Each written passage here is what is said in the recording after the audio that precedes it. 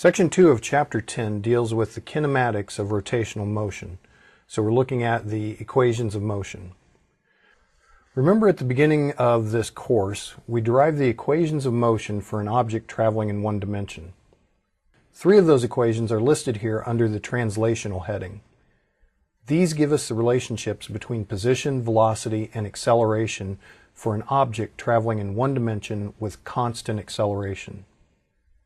Let's take a look at a rotating object, say a disk. This disk is initially rotating with an angular speed of omega naught, and its rotational speed is increasing. Let's focus on one point on the edge of the disk. Initially, that point will be traveling with a speed v naught in the direction shown. A short time later, it will be at the next position. The disk will be rotating faster, meaning omega has increased, and the point will be traveling with a higher speed v prime.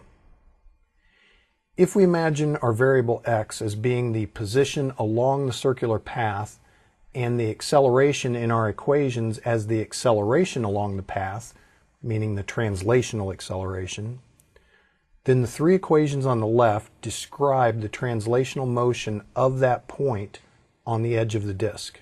If we combine these 3 equations from the previous section with the translational equations, we get the 3 equations on the right, which describe the rotational kinematics of the rotating disk. They are exactly analogous to the one-dimensional kinematics on the left. Let's take a look at a couple of examples. In the first problem, we have a block sliding initially at 20 meters per second. It comes to rest after traveling a distance of 80 meters. Calculate its acceleration and the time it takes to stop.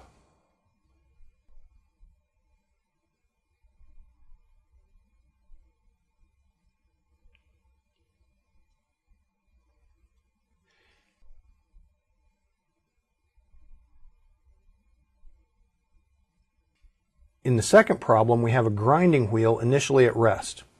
When we turn it on, it reaches its operating speed of 6,600 RPM in 3 seconds.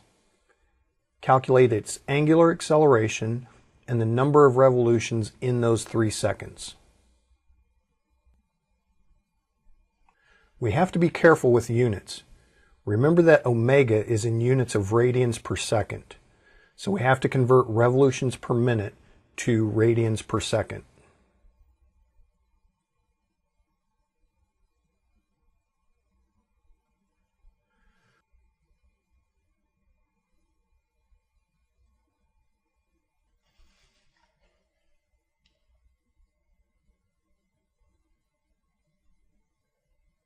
So rotational kinematics problems should look very similar to one-dimensional kinematics problems that you've done in the past.